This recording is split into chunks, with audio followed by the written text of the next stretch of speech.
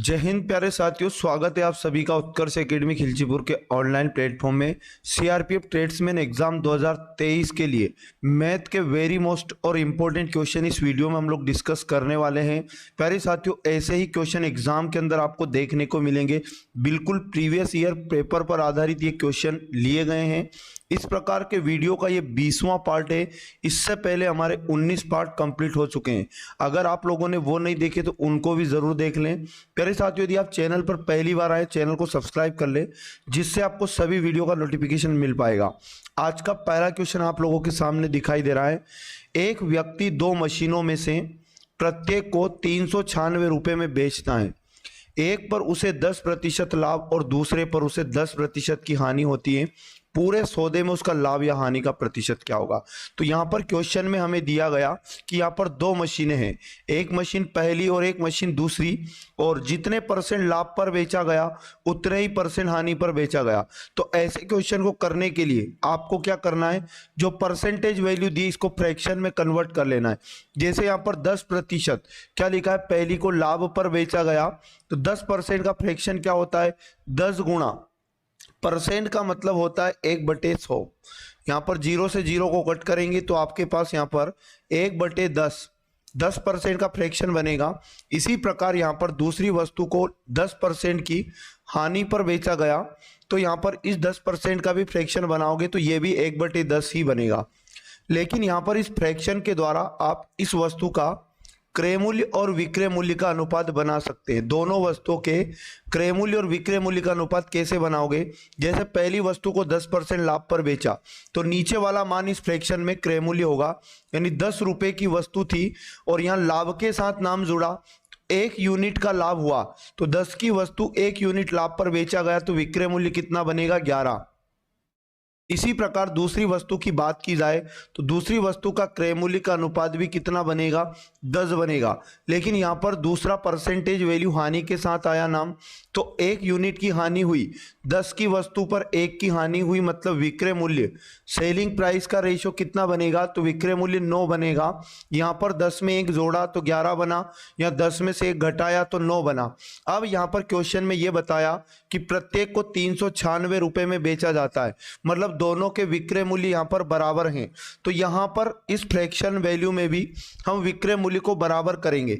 यहाँ पर ये 11 और 9 को बराबर करने के लिए विक्रय मूल्य दोनों जगह बराबर होना चाहिए। तो यहाँ पर तो आप 9 का गुणा कर दो पूरे फ्रैक्शन में, और यहाँ पर 11 का गुणा कर दो पूरे फ्रैक्शन में, तो यहाँ सेलिंग प्राइस यहाँ पर बराबर हो जाएगा। यहाँ पर 9 का गुणा 10 से करेंगे, 9 धाम होता है 90, अनुपात 11 गुणा 9 करोगे तो 99 हो जाएगा। इसी प्रकार 11 का गुणा 10 से करेंगे तो यहाँ पर 110 बनेगा, और 11 का गुणा 9 से करेंगे तो 99 बनेगा। यहाँ पर हमारे पास विक्रय मूल्य का अनुपात क्या हो चुका है, तो बिल्कुल बराबर हो चुका है। अब यहाँ पर देखो पूरे सौदे में, तो आप क्या करोगे, आप पूरे सौदे का एक तो क्रय मूल्य बनाओगे। तो पूरे सौदे में पहली वस्तु को 90 में खरीदा और दूसरी वस्तु को 110 में खरीदा, तो पूरे सौदे का जो क्रय मूल्य था उसका 90 और 110 को जोड़ेंगे तो 200 क्रय मूल्य का अनुपात बनेगा। और इसी प्रकार पूरे सौदे का विक्रय मूल्य कितना बनेगा, तो दोनों वस्तुओं को 99 रुपए में बेचा गया, तो यहाँ पर 198 रुपए पूरे सौदे का विक्रय मूल्य बना। अब पूरे सौदे को 200 में खरीदा, 198 में बेचा, मतलब पूरे सौदे में क्या हुआ, हानि हुआ। तो यहाँ पर कितने यूनिट का हानि हुआ, 200 में से 198 को घटाएंगे तो 2 यूनिट का हानि हुआ। अब हमें क्या करना है, पूरे सौदे में हानि का प्रतिशत निकालना है। तो हानि परसेंट बराबर होता है हानि बटे क्रय मूल्य गुणा 100। तो हानि बटे क्रय मूल्य अपने को पता चला कि 200 रुपया पूरे सौदे का है, और गुणा 100 करेंगे तो पूरे सौदे में हानि का प्रतिशत आपके पास निकल जाएगा। तो हानि परसेंट बराबर हो जाएगा, 2 से इस 200 को काटेंगे, 100 बार कटेगा, 100 से ये 100 कट जाएगा, 1 टाइम कट जाएगा। तो इस पूरे सौदे में 1% का क्या हुआ, हानि हुआ। 1% इसका करेक्ट आंसर हो जाएगा, जो ऑप्शन नंबर बी में आपको दिया गया है। क्वेश्चन नंबर 2, किसी राशि पर 2 वर्ष के लिए 4% वार्षिक दर से चक्रवृद्धि ब्याज 102 रुपए है। इस राशि पर उतने ही समय के लिए उसी ब्याज दर से साधारण ब्याज क्या होगा। आईएमपी क्वेश्चन है, याद रखिएगा। तो क्वेश्चन में क्या दिया आपको, 2 साल के लिए चक्रवृद्धि ब्याज बताया 102 रुपए। तो आप क्या करोगे, यहां पर जो दर आपको दी गई है 4%, दर बराबर 4% जो दिया आपको, इसको फ्रैक्शन में बदलना है। फ्रैक्शन में बदलने के लिए 4/100 करोगे और इसे काटोगे आप लोग, 4 एकम 4 बटे में 100 भी कटेगा 4 से, तो 25 बार कटेगा। तो इसका मतलब नीचे वाला तो यहां पर मूलधन का अनुपात बनेगा और ऊपर वाला ब्याज का रेशो बनेगा। तो 25 रुपया मूलधन पर 1 रुपया ब्याज लगेगा, मतलब 26/25। यहाँ पर मिश्र धन बटे मूलधन का रेशो बनाओगे। अब 2 साल की यहाँ पर बात हुई है, तो इसका 2 बार गुणा करोगे 26/25 का। तो इससे क्या हुआ, यहाँ पर 26 गुणा 26 करेंगे तो 676 बनेगा, और बटे में 25 गुणा 25 करोगे तो 625 बनेगा। तो मैं यहाँ पर आपको बता दूं, जो मूलधन का रेशो बनेगा बटे वाला मान होगा, यानी कि 625, और ऊपर में जो लिखा है 676, ये मिश्र धन का अनुपात है। तो मिश्र धन का मतलब मूलधन प्लस ब्याज दोनों मिलाकर 676 है। अब यहां से आप क्या कर सकते हो, कंपाउंड इंटरेस्ट एंड चक्रवृद्धि ब्याज का अनुपात बना सकते हो। तो चक्रवृद्धि ब्याज का अनुपात बनाने के लिए 676 में से आपको माइनस करना होगा 625 को, तो आपके पास 51 यूनिट क्या बनेगा, चक्रवृद्धि ब्याज का अनुपात बनेगा। अब हमें क्वेश्चन में चक्रवृद्धि ब्याज दिया है 2 वर्ष का, इसका मतलब हमें क्वेश्चन में 51 रेशो का मान 102 रुपये बताया है। यहां से आप क्या करो, एक रेशो का मान लाने के लिए 102 रुपये में 51 का भाग लगाओगे, तो ये 2 बार कट हो जाएगा। तो 1 यूनिट का मान 2 रुपये आया। अब यहां से आप क्या कर सकते हो, मूलधन ला सकते हो। तो मूलधन निकालने के लिए ये जो 1 यूनिट का मान 2 रुपया आया, इस 2 का गुणा आप 625 से करोगे, तो आपके पास मूलधन बनेगा 1250 रुपये। अब क्या करना है, क्वेश्चन ने पूछा कि उतने ही समय का उसी दर से साधारण ब्याज क्या होगा। तो साधारण ब्याज का फॉर्मूला आप लोग भली भांति तरीके से जानते होंगे। साधारण ब्याज बराबर होता है मूलधन गुणा दर गुणा समय, और बटे में क्या आ जाएगा 100। तो अब हमारे पास मूलधन आ चुका है 1250 गुणा दर अपने को वही रखना है 4% गुणा समय, समय 2 वर्ष रखना और बटे में 100। तो हमारे पास सिंपल इंटरेस्ट आ जाएगा, यानी कि साधारण ब्याज। तो आप इसे 0 से 0 काट दोगे, 5 दूनी 10 हो जाएगा, 5 से 125 को काटेंगे 25 बार कटेगा, 2 से ये 2 कट जाएगा, और 25 गुणा 4 करोगे तो 100 रुपया साधारण ब्याज आपको मिलेगा, जो ऑप्शन नंबर सी में आपको दिया गया है। आगे यदि बात करें नेक्स्ट क्वेश्चन की, तो यहां पर लिखा है 1 के बाद 50 रुपए के एक बिल पर मिलने वाली 40% की कटौती और 36% तथा 4% की 2 कंटिन्यू सतत कटौतियों का अंतर क्या है। तो इसे करने के लिए 1 के बाद 50 को लिखा। इसका मतलब ये हुआ कि यहाँ पर इकाई, दहाई, सैकड़ा, हजार, 10,000, लाख, 1 लाख रुपए पर पहला डिस्काउंट तो 40% दिया जाए, तो आप क्या करो, विक्रय मूल्य निकाल लो। सबसे पहले विक्रय मूल्य निकालोगे, ये 100% था, यहाँ पर 1 लाख रुपया, 40% डिस्काउंट दिया जाएगा तो 1 लाख का 60% निकालोगे, तो ये 0 से 0 कट जाएगा। तो आपके पास यहाँ पर 60,000 रुपये विक्रय मूल्य बनेगा। तो यहां पर आप क्या कर सकते हो, बट्टा का अनुपात निकाल सकते हो। अगर 1 लाख का वस्तु 40% के डिस्काउंट के बाद 60,000 में बेचा, मतलब यहां पर 40,000 रुपए का क्या दिया गया, बट्टा दिया गया। क्वेश्चन ने ये बोला कि इसी 1 लाख रुपए पर इसी 1 लाख रुपए पर 2 डिस्काउंट कंटिन्यू दिया गया। एक डिस्काउंट 36% है, तो 100% में से 36% को हटाएंगे तो यहां पर कितना बनेगा, 64% बनेगा। 64% निकालो। दूसरा डिस्काउंट 4% है, मतलब 96% निकालोगे, तो 2 ये 4 0 कट जाएगा इधर वाला। अब आप 64 गुणा 96 करोगे तो आपके पास कितना आएगा, 61,440 आएगा। 61,440 ये पूरा मल्टीप्लिकेशन करने के बाद, तो यहां से भी आप बट्टा निकाल सकते हो।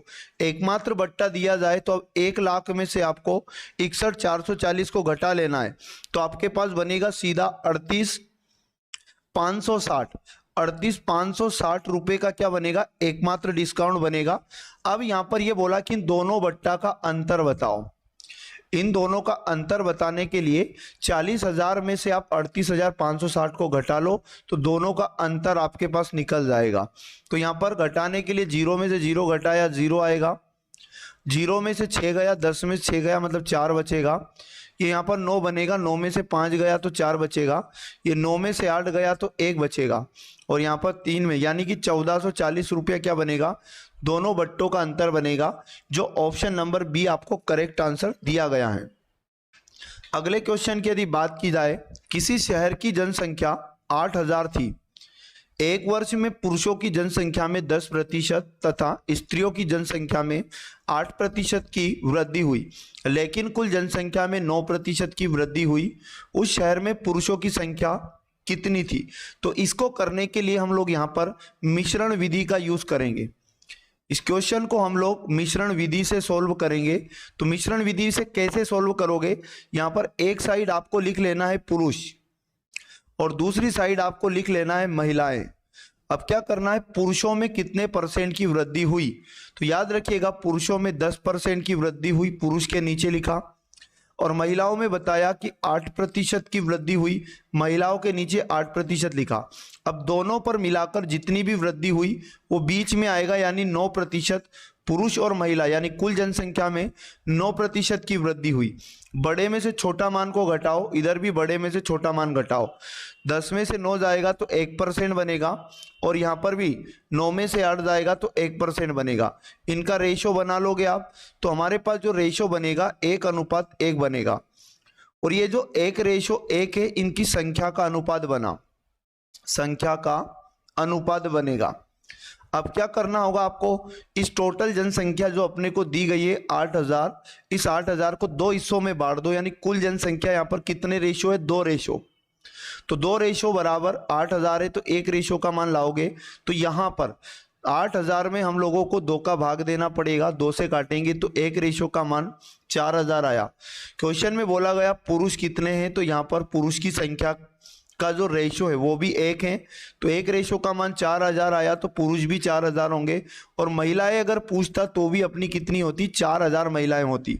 इस प्रकार पुरुषों की संख्या 4,000, ऑप्शन नंबर 1 करेक्ट आंसर इसका हो जाएगा। अगले क्वेश्चन की यदि बात करें, किसी लड़के से एक संख्या को 50 से गुणा करने के लिए कहा गया, उसने उसे 30 से गुणा किया, इस प्रकार प्राप्त उत्तर सही उत्तर से 400 कम था। जिस संख्या को गुणा करना था वह कौन सी है? तो प्यारे साथियों, जो भी संख्या आपसे पूछा है वो संख्या आप मान लो x थी, संख्या मान लो x थी। क्वेश्चन ने बोला कि 50 से गुणा करने के लिए कहा गया, तो हम क्या करेंगे, x को 50 से गुणा करेंगे, लेकिन उस लड़के ने क्या करा, इस संख्या को 30 से गुणा किया, तो x को 30 से गुणा करेगा तो कहीं ना कहीं पहले वाले उत्तर से बाद वाला उत्तर कम होगा, और इन दोनों का डिफरेंस यानी कि अंतर अपने को क्वेश्चन में बताया है 400। तो इसका मतलब 50 गुणा x करने पर 50x बनेगा, माइनस 30 गुणा x करने पर 30x बनेगा, बराबर ये वैल्यू 400 के बराबर हो गया। इन दोनों का अंतर अपने को बताया तो दोनों का अंतर 20x हो जाएगा, और 20x का मान क्वेश्चन में 400 दिया, तो यहाँ से आप x का मान लेके आओगे, तो यहाँ पर लिखा है 400, गुणा का 20 इधर आएगा भाग में, और 20 का भाग लगाओगे तो 20 दूनी 40 यानी 20, यानी कि जो वो संख्या थी हमारी वो x थी, और x का मान कितना आया 20। तो इस क्वेश्चन का बिल्कुल राइट आंसर 20 हो जाएगा, ऑप्शन नंबर 20 का करेक्ट आंसर हो जाएगा। नेक्स्ट क्वेश्चन की यदि बात की जाए, दो संख्याओं का महत्तम 13 व लघुत्तम 455 है, यदि उनमें से एक संख्या 75 और 125 के बीच में स्थित हो तो वह संख्या कौन सी है? तो प्यारे साथियों, इस क्वेश्चन को सोल्व करने के लिए ऐसे प्रश्न में आपको जो महत्तम दिया होता है इसी को संख्या मान लो। कैसे मानोगे, तो हम लिखेंगे यहाँ पर मानस संख्याएं, मानस संख्याएं। तो मानस संख्याएं एक बार महत्तम में आप a का गुणा करोगे तो 13a हो जाएगी एक संख्या, और एक संख्या 13 भी, मतलब महत्तम में एक बार a का गुणा करो और एक बार महत्तम में b का गुणा करो, तो हमारे पास दो संख्याएं हमें मान लेना है। अब यहाँ पर क्या बोला क्वेश्चन में, उनका लघुत्तम बताया, इनका लघुत्तम बताया, तो हम क्या करेंगे, जो 13a और 13b संख्याएं मानी इनका भी आपको लघुत्तम समापवर्ती लेना है, तो इनका जो लघुत्तम आएगा 13ab आएगा, और इस 13ab का मान अपने को क्वेश्चन में बताया कि 455 है, तो यहां से क्या करो, ab का मान निकाल लो। तो यहां पर 455 गुणे का 13 इधर आएगा, भाग में चला जाएगा, 13 39, और 6 बचेगा, 13 पंज 65। तो यहाँ पर हमारे पास कितना आया, a गुणा b का मान कितना बना 35। अब क्या करना है आप लोगों को, a गुणा b हमारे पास 35 आया, तो इस 35 को दो भाग में तोड़ोगे तो एक तो आप कहोगे कि 7 गुणा 5 35 होता है, एक दूसरा ये होता है कि आप 35 गुणा 1 करोगे तो यहाँ 35 ही आता है। लेकिन याद रखना संख्याएं लाने के लिए कौन सा सही रहेगा, हमारी एक संख्या 75 और 125 के बीच आएगी, वही वाला इन दोनों में से सही रहेगा। तो आपको क्या करना है, एक बार 13 का गुणा, चलो पहले वाले के हिसाब से देखा जाए 13 गुणा 7 करोगे तो 13 7 91, और एक बार 13 का गुणा आप किससे करोगे 5 से, क्योंकि b का मान लो 5 था, तो 13 पंच कितना हो जाएगा 65। तो ये दोनों संख्याएं मिल गई जिनमें एक संख्या 75 और 125 के बीच में आपको दिखाई दे रहा है 91। जब अब यहां पर आप 35 गुणा 1 मानोगे तो हमारे पास एक भी संख्या 75 और 125 के बीच में नहीं बनेगी, इसलिए हम लोगों को 7 गुणा 5 35 सही मानना है। बाकी आपका सही जवाब निकल कर आ जाएगा, वह संख्या बताओ। तो 91 और 65 में से एक संख्या दी गई अपने को 91, ऑप्शन नंबर 20 का करेक्ट आंसर हो जाएगा। नेक्स्ट क्वेश्चन की यदि बात की जाए, क्वेश्चन में लिखा है किसी टैंक के 1/4 भरे होने पर उसमें 135 लीटर पानी है। आगे बोला गया यदि उसमें 180 लीटर पानी हो तो टैंक का कितना भाग पानी से भरा है। तो इसको करने से पहले आपको समझना होगा जो 1/4 दिया, इस फ्रैक्शन में याद रखना है नीचे वाला मान जो है कुल टैंक की क्षमता है और ऊपर वाला जो मान है ये भरी हुई क्षमता है। तो यहाँ पर क्वेश्चन ने बोला 135 लीटर पानी है, इसका मतलब 1 यूनिट भरा है टैंक, यहाँ पर 1 यूनिट का मान 135 अपने को क्वेश्चन में बताया है। अब यहाँ पर टैंक की कुल क्षमता लाने के लिए क्या करो, जो 1 यूनिट का मान आया 135, इसका गुणा 4 से करेंगे तो हमारे पास यहाँ पर 4 पंज 20 कैरी आ जाएगा 2, 4 3 12 और 2 14 कैरी 1, 4 एकम 4 और 1 5, मतलब टैंक की कुल क्षमता कितनी हो जाएगी 540 लीटर की हो जाएगी। बट क्वेश्चन ने क्या बोला, अगर टैंक में 180 लीटर पानी हो तो कितना हिस्सा भरा होगा। तो जब भी इस प्रकार से कोई पर्टिकुलर हिस्सा आपको बनाना है तो जिसको आप हिस्से में बदलना चाहते, जितना टैंक भरा है बटे के ऊपर लिखो और टैंक की टोटल क्षमता बटे में आएगी, यानी बटे में 540 आएगा।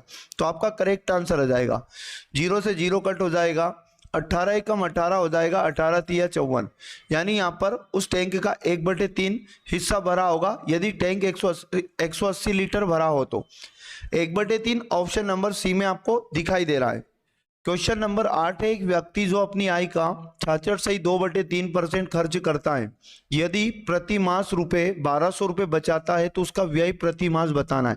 तो इस क्वेश्चन को बड़े आसान तरीके से हम लोग सोल्व कर लेंगे। सबसे पहले जो आपको 66.2/3% दिया है इसका फ्रैक्शन बनाएंगे, तो 3 का गुणा 66 से करेंगे तो 198 बनेगा, 198 में 2 जोड़ेंगे तो हमारे पास 200 बनेगा, और 200/3% का मतलब होता है गुणा में 1/100, ये 2 जीरो से 2 जीरो कटेगा, तो 66.2/3 का जो फ्रैक्शन बनेगा 2/3 इसका फ्रैक्शन वैल्यू बनेगा। अब यहाँ पर आप लोगों को क्या करना है, जो इस फ्रैक्शन में बटे वाला मान है ये याद रखना, उसका आय का अनुपात बनेगा। उसकी आय अगर यहाँ पर 3 अनुपात थी तो ये जो परसेंटेज आया ये खर्च के साथ नाम जुड़ा है, तो ऊपर वाला मान जो बनेगा इस फ्रैक्शन में 2 रेशो वो खर्च करता है 2 रेशो। अब यहाँ पर जब 3 रेशो आदमी आई हैं, 2 रेशो खर्च करता है, तो उसकी बचत का अनुपात कितना आ जाएगा, तो याद रखिएगा उसकी बचत का अनुपात 1 रेशो आ जाएगा। 3 में से 2 खर्चा किया तो 1 रेशो बचाएगा। अब इन तीनों मान में से कोई एक मान क्वेश्चन आपको दे के रखेगा, तो यहाँ पर हमें बचत का अनुपात दिया है, बचत का मान दिया है, मतलब 1200 रुपया वो बचाता है, तो 1200 मतलब 1 रेशो का मान अपने को 1200 दिया है। तो यहाँ पर क्वेश्चन में कहा उसका व्यय बताना है, तो व्यय मतलब खर्च बताना है, व्यय और खर्च एक ही होता है। तो उसका खर्च यदि बताना है तो खर्च का मान कितने रेशो है 2, 1 रेशो का मान दिया और 2 रेशो का मान लाना है, तो 1 रेशो के मान का गुणा आप 2 रेशो से कर दो, यानी 1200 का गुणा हम 2 से करेंगे तो याद रखना 2400 इसका करेक्ट आंसर आ जाएगा। यदि उसकी आय पूछता तो हम लोग 1 रेशो का गुणा 3 से करते, बट इसका राइट आंसर 2400 हो जाएगा, ऑप्शन नंबर 20 का बिल्कुल सही जवाब हो जाएगा। नेक्स्ट क्वेश्चन की यदि बात करें तो वेरी मोस्ट आईएमपी क्वेश्चन है, याद रखना, बीज गणित के फॉर्मूलों पर आधारित एक क्वेश्चन है। यहां पर देखो बटे के ऊपर आप चेक करो, इस पूरे क्वेश्चन में आपको मात्र दो संख्याएं दिखाई दे रही है। आप एक संख्या को a मान लो और दूसरी संख्या को b मान लो। एक संख्या अपने पास है 0.06, इसे a मान लो, और b का मान क्या मानेंगे यहाँ पर हम लोग, तो b का मान हम लोग मानेंगे 0.05। तो यहाँ पर देखो बटे के ऊपर क्या एक फॉर्मूला यहाँ पर बनेगा। तो आपको यदि ये पता नहीं चल रहा हो कि ये फॉर्मूला है कौन सा, तो आप बना सकते हो आराम से। देखो यहाँ पर बटे के ऊपर क्या लिखा, 0.06 गुणा 0.06 गुणा 0.06, मतलब a का 3 बार गुणा हुआ तो बटे के ऊपर मैं लिख सकता हूं a का क्यूब, और फिर आगे माइनस का चिन्ह लगा तो माइनस लगाओ, फिर 0.05 का गुणा कितनी 3 बार हुआ, तो यहाँ पर b माना इसको अपन ने, तो इसका 3 बार गुणा मतलब b का क्यूब लिख सकता हूं। और बटे के नीचे क्या लिखा है इसको देखने के लिए 0.06 गुणा 0.06, तो ये a का 2 बार गुणा हुआ तो a की पावर 2, फिर आगे प्लस का चिन्ह लगाएं, फिर यहाँ पर देखो a गुणा b लिखा है तो आप डायरेक्ट लिख लो ab, और फिर प्लस का चिन्ह लगाएं, फिर यहाँ पर b गुणा b लिखा है, इसका मतलब b स्क्वायर। तो आपको क्या करना है, यहाँ पर ये ऊपर वाला एक फॉर्मूला जो बना a cube minus b cube, इसका मतलब क्या होता आपको ये आना चाहिए। तो यहाँ पर हम समझेंगे कि a cube minus b cube बराबर क्या होता है, तो a cube minus b cube का मतलब ये होता है कि a माइनस बी, और कोष्टक में वापस से a वर्ग प्लस ए बी और प्लस का बी स्क्वायर, इस फॉर्मूले को खोलने पर यह आएगा। और बटे में ऑलरेडी हमारे पास लिखा है a वर्ग प्लस ए बी और प्लस का b वर्ग, ये बटे में लिखा है, तो ये a वर्ग plus a b plus b वर्ग से ऊपर वाला भी कट हो जाएगा। तो हमारे पास फाइनली इस क्वेश्चन में a माइनस बी बचा, मतलब a माइनस बी करने पर हमारा आंसर आ जाएगा। तो a का मान अपने पास कितना है 0.06 है, और माइनस b का मान कितना है तो 0.05 हमारे पास b का मान है। इसे सोल्व कर लो, यहाँ पर 6 में से 5 जाएगा तो 1 बचेगा, यहाँ पर 0 में से 0 जाएगा तो 0 बचेगा, और 2 अंक के पहले पुनः दशमलव लगाएंगे और ये 0 में से 0 गया तो 0 ही आएगा। यानी इस क्वेश्चन का जो राइट आंसर आएगा 0.01, ऑप्शन नंबर ए में आप लोगों को दिया गया बिल्कुल करेक्ट आंसर इसका हो जाएगा। नेक्स्ट क्वेश्चन है 10 नंबर, और 10 नंबर में भी बीजगणित का इंपॉर्टेंट फॉर्मूले का क्वेश्चन है।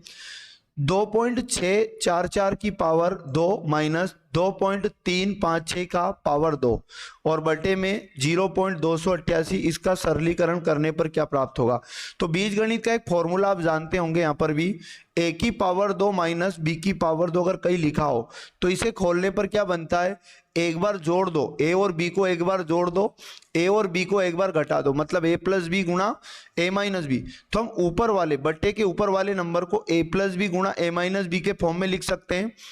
मतलब आपको क्या करना पड़ेगा, 2.644 इसमें एक बार जोड़ना पड़ेगा 2.356, इसको एक बार जोड़ा और गुणा में एक बार घटा दो, तो एक बार घटा देंगे मतलब a का मान कितना है 2.644 माइनस में से घटा देंगे 2.356, और बटे के नीचे ऑलरेडी हमारे पास कितना लिखा है 0.288। तो अब क्या करो, इनको सोल्व कर सकते क्योंकि जोड़ना घटाना वर्ग करने की अपेक्षा आसान होता है।